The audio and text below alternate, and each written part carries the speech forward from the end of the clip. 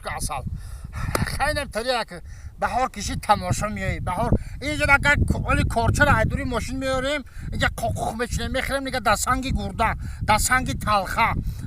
در خنک زدگی در وسپالینی در همه چی فایده داشتیم قوق در گازیت خوندم شنبه تایکو شنبه هم گرینی فایده داشته اینه خوراک هم علفی بهار کو چای کده خوردن در کار فهمیدی علفای عدل گیاه میگن تمام نمود گیاه طبیعی در خمون هست خمون در همه دارو ارزونیه یکی ما اهمیت نه کالر کار فرماندن در کار این همه دارو فهمیدی همه گیاهای خمون میبرن در دیگه دولت خمون در دارو میکنن با میفروشن فهمیدی ایو همه داروی بخیمیکات استفاده بردن در کار سلام علیکم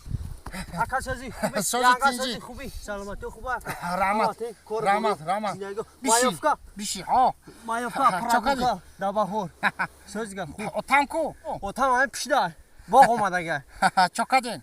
میگم اکا زن پان نمیتین ما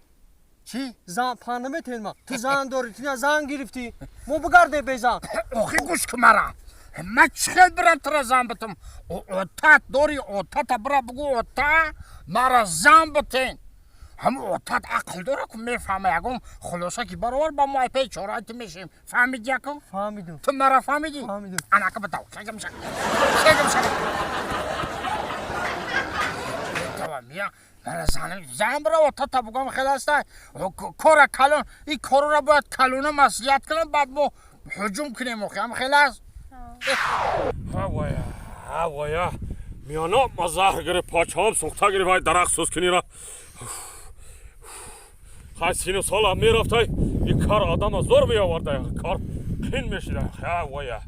پر شده ما که پر شده عمر ما سردی شب شده که این دیگه قوتی درخت سوز کنی داریم آخه یک قد درخت سوز نکنیم علاقه میانا را زهر میگیره پاچه ها سوخته میگیره با فکرم نمک داره پاچه ها نمک هوایا این الان قرغون که یک رایه پریا هوایا حالا بای باش سازی تا نشم باشم سازی تیجه بشه باشم بشه درخت را سکدی ها درخت را سوز کردم پرتاب شدم باشم ایوتا حالا بای اکو مزان دادی مرا زن نمیتی آخه و اکاد خود چون زن گرفتن آخه با مرا زن نمیتی چه یا بار دیگه بگو مرا زن نمیتی چه تو محلش در وقتش در مرا زن داده بودی کی نه اگه خیلی من تو را زن نمیتم آخه چی